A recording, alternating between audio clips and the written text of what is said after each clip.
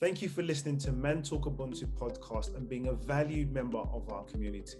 Remember to subscribe to our YouTube, Instagram, and other social media now for access to our latest updates.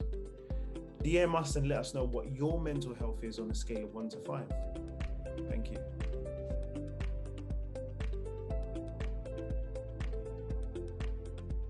So this thing about vulnerability is a huge problem. If you want a relationship, if you want a healthy relationship, but you're one of these people, I do it all by myself. I do it all by myself. I do it by myself. I don't need anybody. I don't need anyone. I can do it all. It's just me, there's me, and there's me. That's great, but you can't have a relationship with somebody else if that's your philosophy. Because you've got to show some vulnerability to let them in. So there's two types of resilience. One is to survive, and the other is to get beyond that. And when you get beyond that, different doors open. You can be creative, you can follow that music career, you can get your education, you can have healthy relationships with yourself, with other people. It's just getting to a better place. Oh, a lot. That spoke to you. What was it? A lot of it spoke to me. But so it was speaking to me personally, and then I was also thinking in my role for today as well. And because it relates to that point you were making about the healer saying to you, for example, that you might be going, and your body will create the problem for you. It will. Because although it might feel like that sounds counterintuitive, why would my own body attack me? And it's like, because it knows you need to sit down. You need to stop. Yeah. And it will do that for you. Whereas if you're going through okay, and you've got a bit of the sway of the balance, it will give you everything you need to keep pushing all the way through.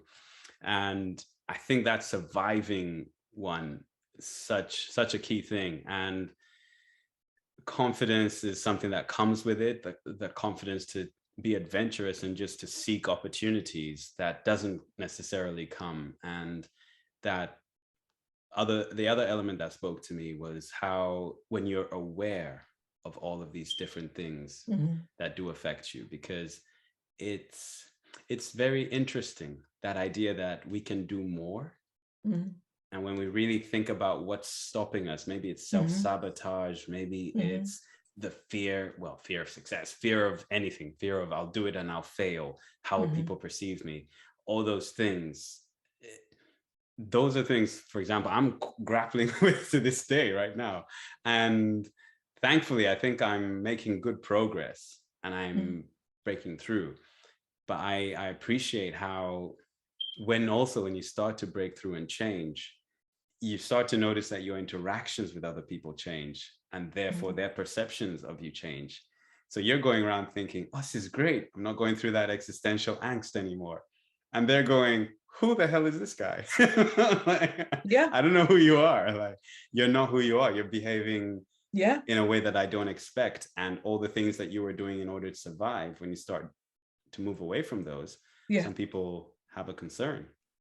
And I also remember you spoke about this internal world idea that comes with resiliency. And I don't know if that's because you almost need to have your own bubble for a while mentally. You do. To harvest these thoughts, ideas, directions before you share them, before other people burst your bubble, So I know you were going to potentially maybe touch on that a bit more, and then I'm sure we can explore a bit more about the internal world initially. That comes with resilience. One of the things that I think I found difficult, and people who come to see me have found difficult, is they're so happy in their internal world, and it goes along with the self-sufficiency. There's a phrase called compulsive self-reliance, where you just, I'm doing it, I'm not asking for help, I've got this. Because to ask for help, you have to make yourself vulnerable, and that's a very difficult thing to do. And it may be difficult to do because you've asked for help in the past and you haven't had it, or you've asked for help and people have manipulated you, or they've said they'll help you, but they've made it conditional, and you just kind of give up asking for help.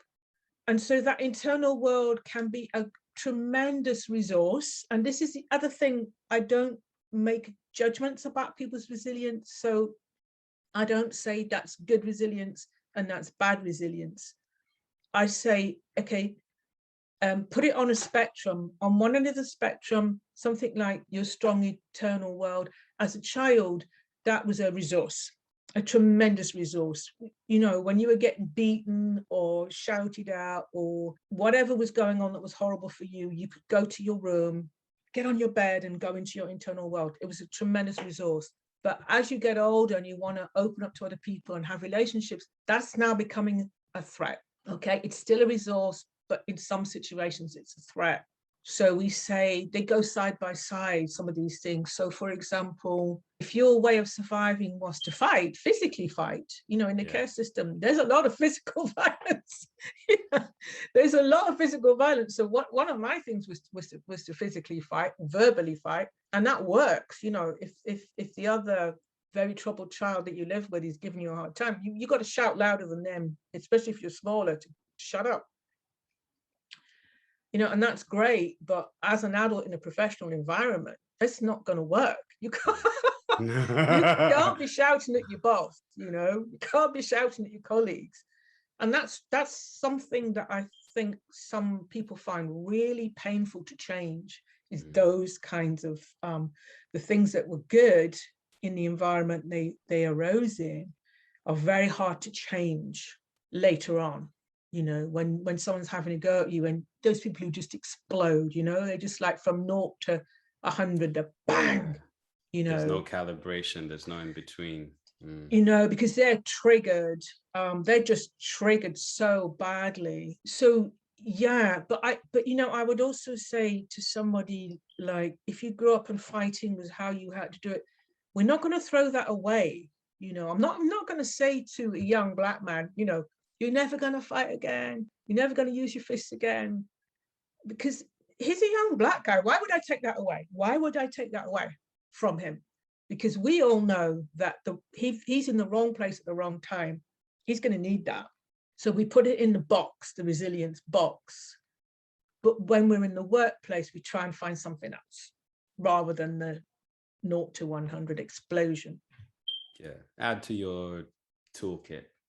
It can go into your resilience box, but there's times when we're not going to use it, okay? It's not going to be useful at some times, but you are going to use it at other times.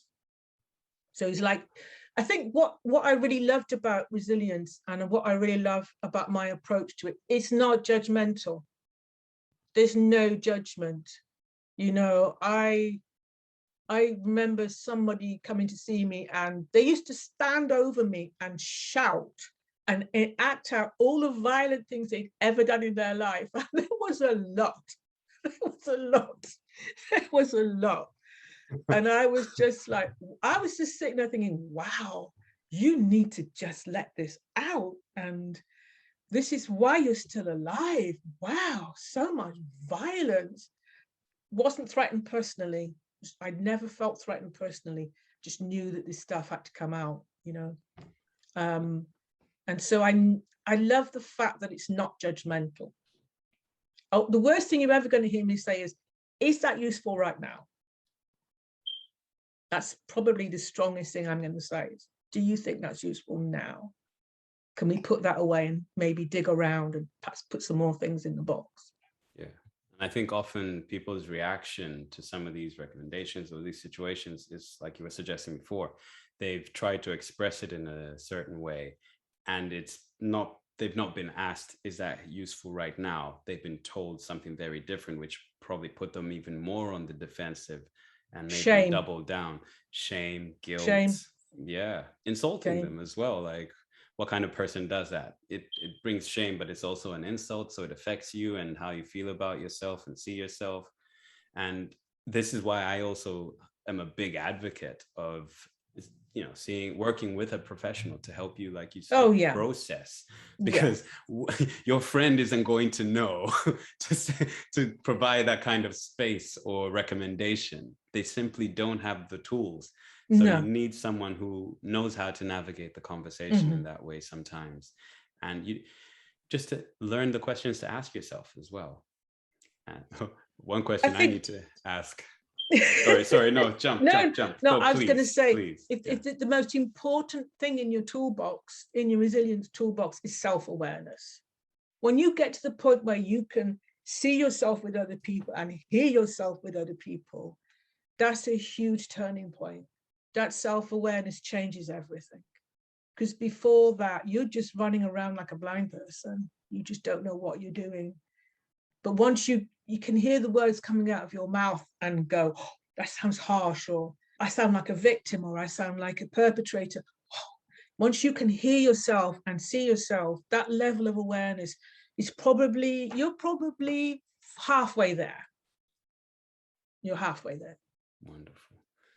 The only other question I was going to initially ask, because I'm loving the conversation and I got lost in having a great time, is how many more minutes do I have you for? What time is it? It's 8 to 5. Oh, we can go till 5:30. It's fine. Okay. It's only because yes, I know it's going to take me 2 days to come down again. Okay. And that's why I give everybody like a time limit, because I know how long it takes me to, because after this, I'll be like,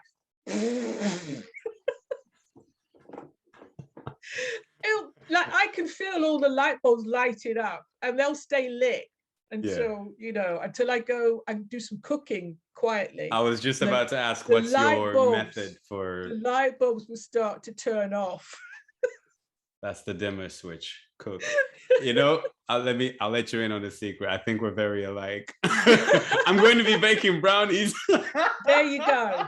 Because I knew. So I've got all the ingredients set up. And so it'll be, there's no phone. I've got the ingredients. All I have to do is follow the instructions.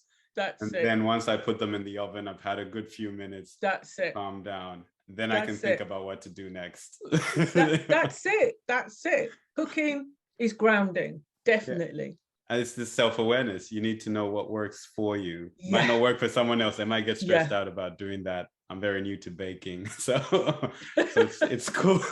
Okay. Interesting. Okay. And so are there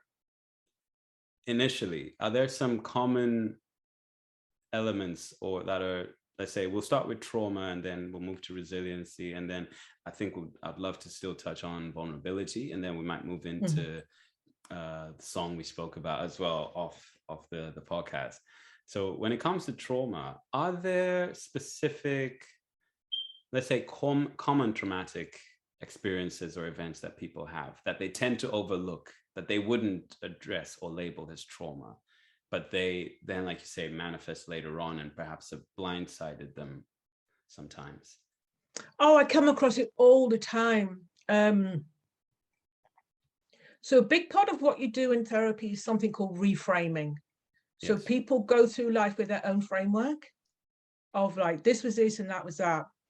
Like my uncle was in Afghanistan, so that's trauma.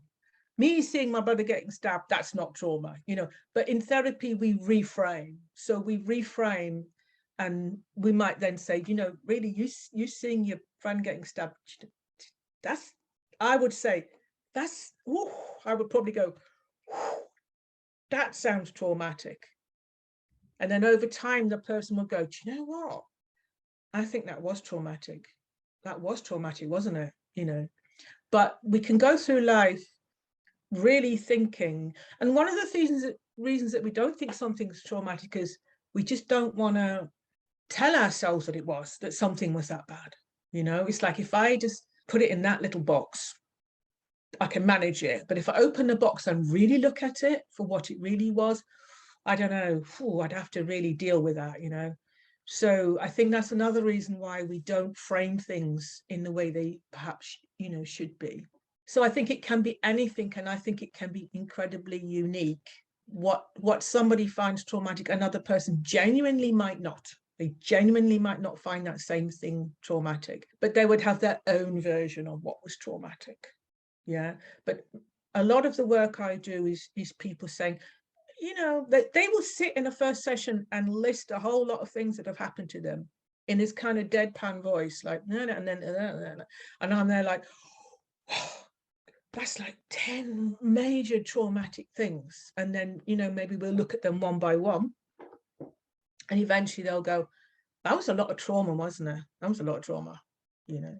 But I think it's like a defense mechanism. Part of our resilience are our psychological defenses. And my number one, my favorite one, is denial. And denial gets us a long way, because when we deny something psychologically, we don't have to deal with it. Mm-hmm. But eventually it kind of wriggles its way to the surface. And so you talked about an existential crisis in your 30s or your 40s or your 50s. Those are the kinds of things, all the worms emerge at the same time in your brain. And then you have to go and get some professional help, because you just can't understand why you feel so bad all of a sudden. So put it back on the resilience spectrum. At the time it happens to you, probably stopped you freaking out. If you don't process it, you're going to have the freak out at some point, just later. It sort of goes into the bottle, the carbonated drinks bottle, but eventually. Oh yeah. and something will shake it up, you know. Yeah. A simple thing like having a child, another trauma, losing a job, something else can just start that process. And then getting to a safe place. A lot of people say, I'm at a good place in my life, I'm married, I've got kids, everything's going well, but all this old stuff is surfacing. Yeah, because you feel safe now. You feel safe enough to maybe tackle it and look at it and explore it. Right. So there's an element of when things become stable and safe, some of those old things start to crop up now, because there's nothing else stacked up that's in the way. And now you have to either face them, or if you try and put them away, you've got a different kind of problem. Because now it's like it's at the forefront. Probably even the person you're with can see there's something that you want to communicate about, but you're not able to. And because you're not able to, again, that might change a lot of your relationships once again. Your relationships will change if you go into therapy. Your relationships will change. And it's a bit like, and it's going to sound really cliche, but I love that song, I'll See You When You Get There. Yes. If you ever get there. And that really explains what happens to a lot of people when they get self-awareness through therapy or any other route. You leave people behind. You don't shut the door, because the song is saying, I'm hoping you get to where I'm now. I really hope you will, but just for this moment, I've got to go forwards. I'm being propelled forward. So I'm going to have to leave you behind for a bit. I'm hoping it's just for a bit. And it's a very beautiful song and a very sad song, because it might be that they don't catch you up eventually, you know, and that does happen. The more we grow and the more we develop and evolve, there are people that might get left behind. And that's really sad. But it's kind of like, do they hold you back? You know the film Good Will Hunting? Yes. Like, I love that film because his friend said from the beginning, you shouldn't be here with us. You're better than this. And one day I'm going to turn up to your house and you're not going to be there. That's such an expression of unconditional friendship. Yeah.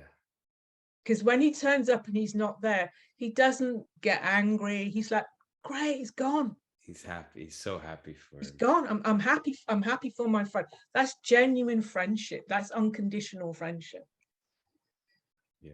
I mean, that's the only kind of friend I want, really. Because like I say, some people will hold you back. Like, they will hold you back. Staying where you're at in order to just enjoy your presence. Whereas if they truly want you to flourish and do all that they see or that you have in you, they should be pushing you. And they should be pushing you. And it'll be the same. It'll be vice versa. You're pushing them. And like you say, hopefully I'll see you when you get there. I'll see you when you get there. It might be oscillating. They might be ahead, then you're ahead. And if it's a healthy and good relationship, it's a nice little dance.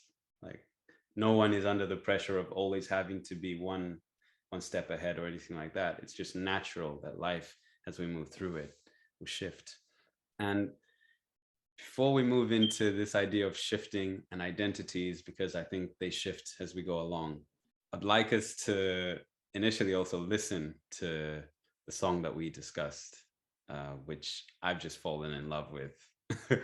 Yeah, I think we should play it. If this was like my Desert Island Discs, yeah, I would just play that 10 times.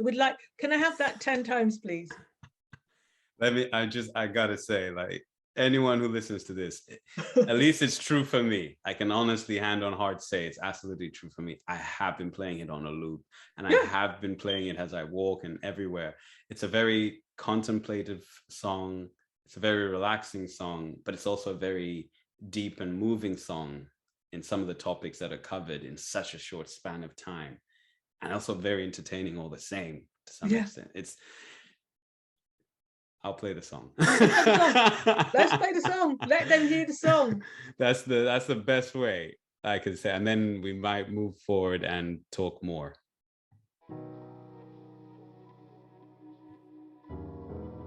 Oh, rewind selector. The song. I should have introduced the song. The song is Trap Phone by Berwin. Trap Phone by Berwin. Enjoy.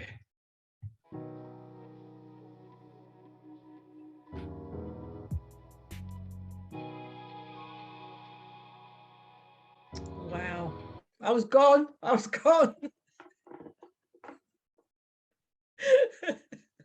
As was I. Like I said, you just get lost in the lyrics. Oh. What a gift. What a gift to share. Thank you. I just thought I'm going to ask, I just think this song, everyone should know that song exists. Everybody should be aware of that song. Absolutely. So I hadn't come across Berwin before you introduced me to him, and it's fascinating. He's talking so much about the experiences a lot of, especially say young Black men experience, but not just young Black men, young white men, young Asian men, young men in general. He's talking about, parts of the song are talking about the experience on the ground, lived, in the coalface, like the outcome of some of the actions that we might just hear about when we watch the news, and how we can get sort of desensitized to it.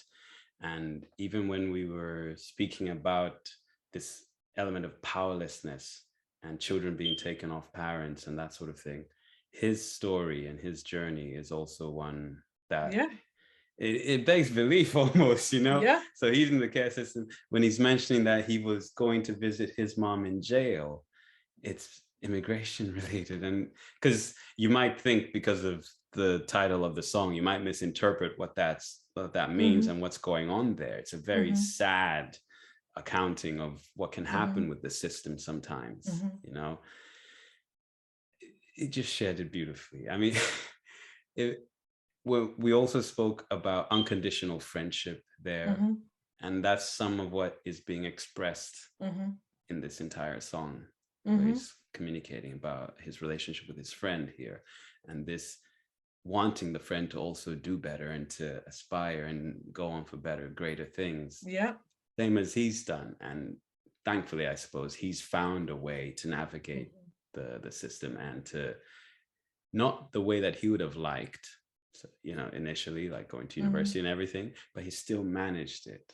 And it's such a wonderful story, wonderful example of resilience, and a wonderful way of showing how the traumas we experience can still be of great benefit and become a great source of our power and revealing our true potential to the entire world, and hopefully being rewarded for it. What are your thoughts about the song, Yvon?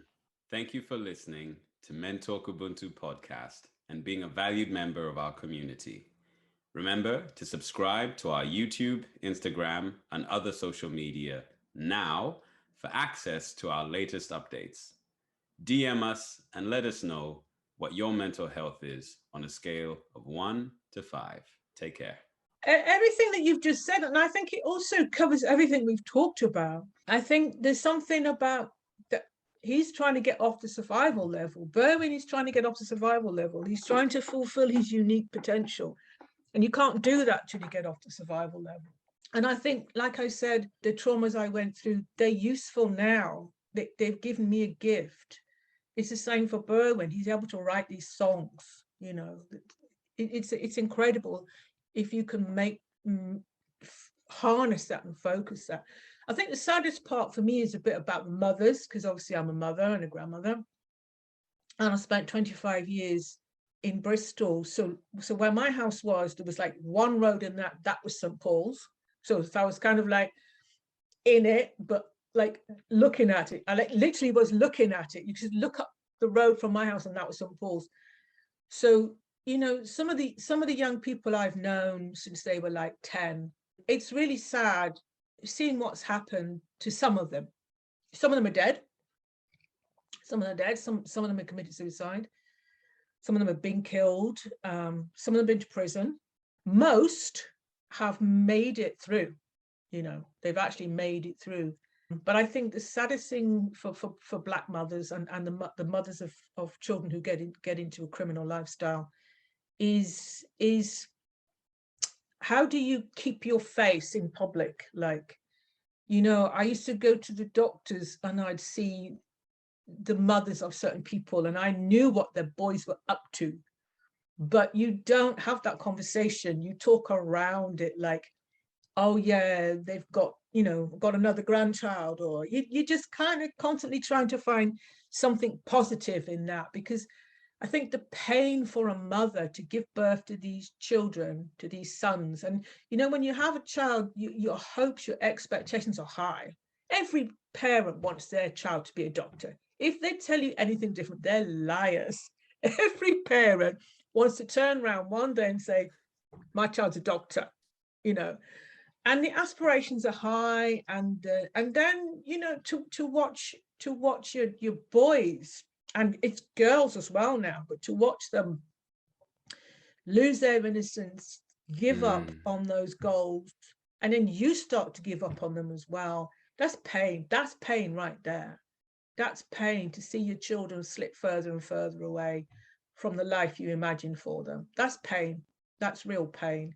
And when he describes that, going to see my mum in prison, I used to work in a prison. I used to work in a young offenders prison, and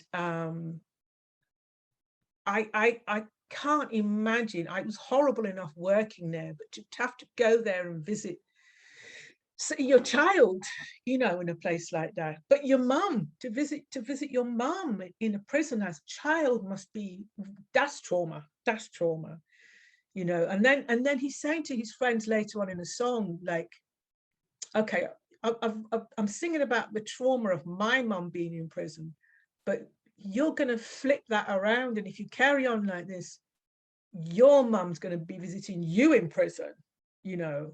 Like, that's just pain, just pain. And that again, that element of, you can see what your mom's going through and how powerless she is in her situation, and how powerless you are to change that situation.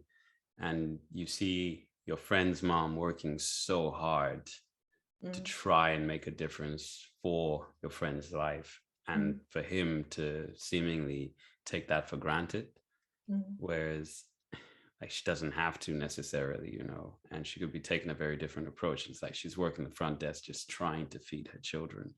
Yep. I'd commend him on that, because it's not a conversation many people would have. I think a lot of people would have friends behaving in that manner, but they would never address it. They'd never check it. I would say they'll carry on. And like you say, we might talk around it a bit, but they would never point it out in this way, in this regard, because often it's hard. It's one of those things where, you know, you just get told probably to shut up and mind your business, you know. Yeah, it's also a very sensitive topic. You know, it's that whole thing. There's so many conversations you do not have in that type of community. You don't ask people.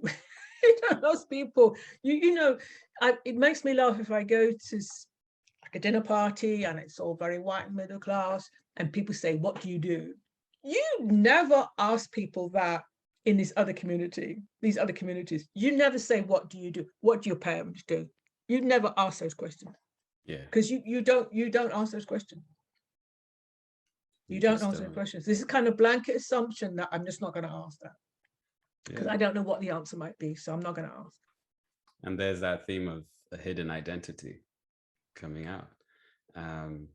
But what thoughts do you have then on identity, or what are things we should be mindful of? Because you've worked with a lot of people who are facing some challenges with it, or facing an experience of or how other people are perhaps experiencing their identity and how that's affecting them, or how they're hiding it.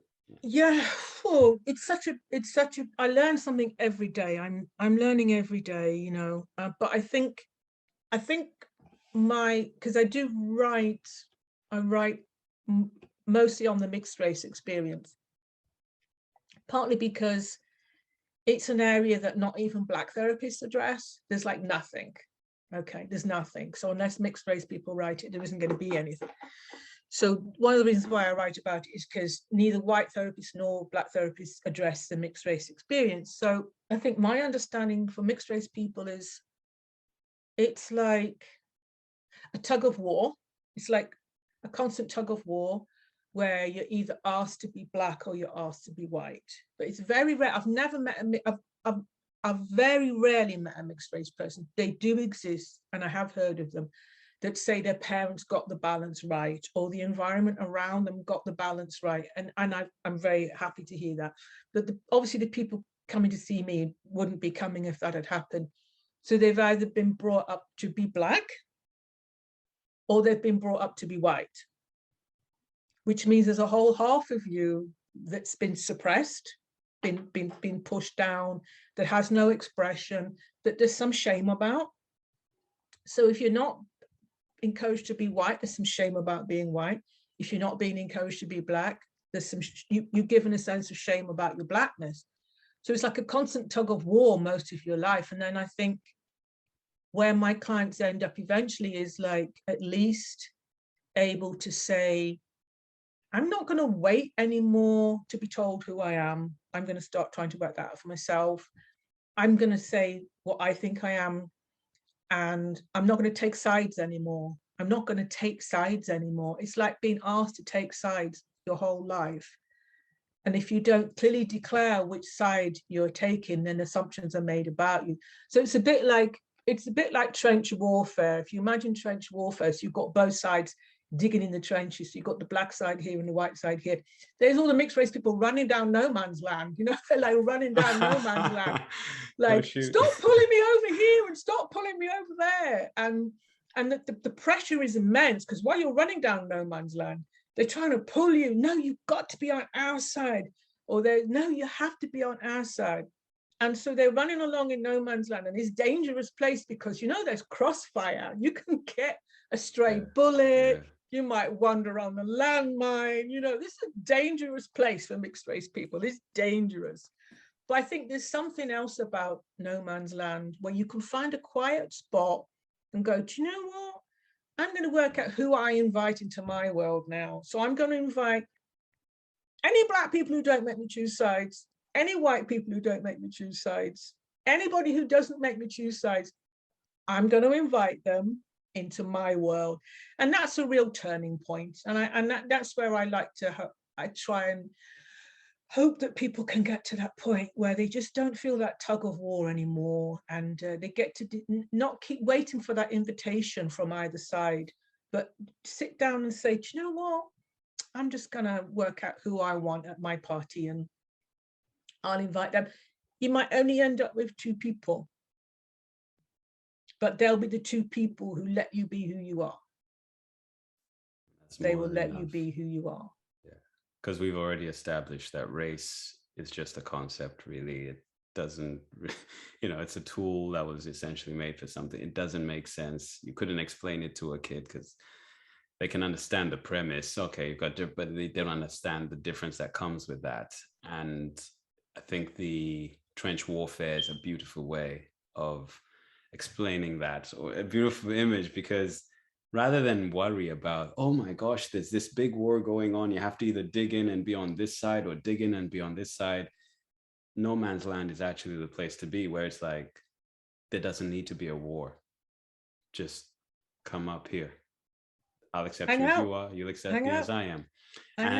I remember speaking to a late but very, very dear friend of mine last year on this topic, because we were discussing how that might be perceived, say, for example, the George Floyd murder might be perceived by someone of color, where there's all this anger and there's the perception of this has been done by a white man to a black person, white bad, black good. And that's, let's say, the general narrative, and how that feels when you identify with both.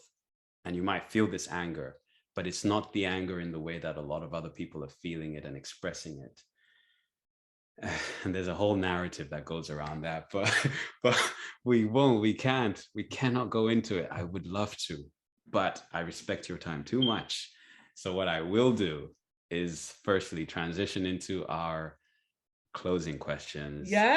Before we then sum up and finish up. But whew, what a whirlwind, what a roller coaster. I'm so loving this. Yvonne. I was about to start again. I'm terrible for that. I won't. I'll go to the actual questions. I'll stick to script for now. What's the best thing about being Black? Are you asking me? Yes, indeed. Quick fire. What's the best thing about being Black? About me? However you interpret the question. Okay. Oh, that's a difficult one, because I used to identify as Black. I used to. I did identify as Black until about 4 years ago, when I joined a professional Black organization. And it was made very clear that they didn't see me as Black, and that it wasn't a viable identity in that group. There was too much suspicion because I was mixed race, and hostility as well. And I thought, wow, okay, right, I need to think about this, and it kind of made me think about something I've struggled with my whole life, which is why I started writing, was that's not a viable identity for me. I've tried to make it, I've wanted it to be. It doesn't mean I'm not going to fight for Black people anymore. It doesn't mean I'm not going to be an ally, but it kind of suddenly repositioned me, that experience. Like, just like, I think that hurled me into no man's land, that experience. I was like projected into no man's land by that experience, but I'm okay with that now. I'm better for it. I'm better for it. So it's not a question I can answer anymore. I would have answered it before, but it's not a question I could answer now, because it's not how I identify. So I have to be honest. I appreciate that. And on to the second quickfire question, which is, who taught you how to shave? Shave? Shave what? Shave what? Okay, I stay out of it. I stay out of it. Okay, I can answer that on so many levels. I can shave my own hair. Every now and then I go mad, cut my hair off, and shave my own hair off. I have gone very French. I don't shave my armpits anymore. Okay. I shave my legs in the summer. Who taught me to shave though? Nobody. I would say nobody. No one. And what book or resource, I should say, what resource do you hope people still use 100 years from now? Just books. Any in particular? Just books that you can pick up and hold and turn the pages and read. I would hate that for there to be a world without books. I have just books. I have a great love of books as well. So yeah. I hope so too. Yeah. And the final quickfire question is, what do you wish more men talked about? Oh, I think fatherhood. The father-son relationship. I think we could sort out so many of the world's problems if people could just get real about the father-son relationship and how difficult it is and how much trauma it causes. That makes me really sad. No. That just made me really sad. Yeah. Father-son Yeah. relationship. I think it is a sad observation, if you will, that a lot of people don't address it or speak on it. But I also am very optimistic in that, especially with this current generation, I think there's a lot more people being vocal about wanting to improve some of those elements and taking action. And I think also a lot of new fathers seem to really be focused on wanting to have a different and much more positive experience. And that's definitely something that we've seen emerge from the conversations we've had in here. Like, they want to have a very good, positive experience with their children going forward. And they want to actively be involved in making sure that they come out not just as, you know, strong and all this, but as very healthy, loving, expressive people as well. Which is, so I think it's sad, but there is cause for optimism. Yeah, I think so. Fantastic. And I don't even know how to sum up how amazing you are, Yvon. I honestly don't. I don't. I'm usually very good at wrapping all this up, but I am in awe. I am so grateful that you are here. I'm so extremely excited that you get to do your thing. I'm extremely envious of your clients and anyone who's in a room where you get to lecture and express some of these thoughts. I'm extremely grateful also that you found this area, or you navigated to this area of research in particular, because it is such an important concept, idea, experience for a lot of people, present company included. And to have someone who is, I think, as caring as you and as, I want to say, enthusiastic and exciting as you, help people navigate through that. It's just beautiful to know that you're there. And I hope more than anything that this encourages a lot of young men, young women, even kids who might listen to this, to consider how you can shape your life in a very positive way and make a big difference in the world and in other people's lives.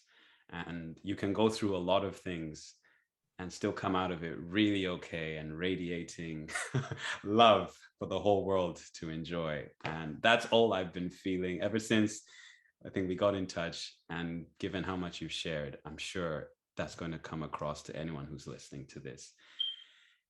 More importantly as well, for people who would like to stay connected, to hear what you're doing, what research you're up to, where else you're speaking, what's the best way for them to connect? And I'm on LinkedIn. I'm on LinkedIn a lot, which I think is where you found me. Yes. So I'm not a Twitterer. I hate Twitter. LinkedIn is the best place, and I'll always, if I'm doing something or I've written something, when this goes out and you share it, and then I'll share it. So LinkedIn is the best place, absolutely the best place. Fantastic. I can't thank you enough for your time and for sharing so openly, honestly, and richly. Oh, we've been everywhere, and I have so much more I want to ask and say, but I won't. I will say I may be in Bristol at some point, visiting family. If I ever am, I will definitely be giving you a shout, and please feel free to do the same if you're ever in Manchester. You're in Manchester? Indeed. Oh, my best friend's from Manchester. My best friend's from Manchester. Out. Okay. Bristol, let me know if you're coming down. Definitely. It'd be lovely to meet up. Yeah, I don't think I'll be getting up to Manchester because she's in Bristol. Okay. Yeah, she's in Bristol. So it's on you. I don't drive, so it's going to take me a long time to walk to Manchester. But yeah, definitely. There's a great place to eat in Bristol called Caribbean Craft. It's the best Jamaican food, the best Caribbean food. I used to live right around the corner from there. So yeah, do that. But I just wanted to say thank you so much. I never know what to expect from these things. I was like, it's going to be fine. It's going to be fine. Just go with it. And the minute we started talking, well, we started laughing before we started talking. I thought it's going to be fine. If people laugh, I'm kind of like, it's going to be fine. I think your initiative is amazing. The things that you're doing, you're going hiking in Snowdon. I can't believe that. I think you're incredibly brave. And it's a shame I didn't meet Ray. And I was like, oh, that would have been fun. Like, but actually, sometimes things are meant to be the way they're meant to be. Yeah, I think we did great. Yes, I think we did well, and I think it just means that there's got to be part 2. Well, yeah, I mean, yeah, if you want to talk some more stuff, maybe in the new year, let me know. But whatever happens, keep in touch. Absolutely. Keep in touch, and happy brownie making. I'm really envious. Happy cooking, and just stay blessed, stay amazing. And thank you so much. Thank you, dear listener, for staying to the end. I know you got amazing value out of it. So until next time, remember, it's good and it's important that you are here. I'm extremely glad that Yvonne was with us here today. Hope you enjoyed listening as much as we enjoyed creating. Don't forget to follow, like, share, and connect with us on Instagram, Facebook, and LinkedIn. Subscribe to our latest episode and listen to any you missed. And tune in next episode. Take care.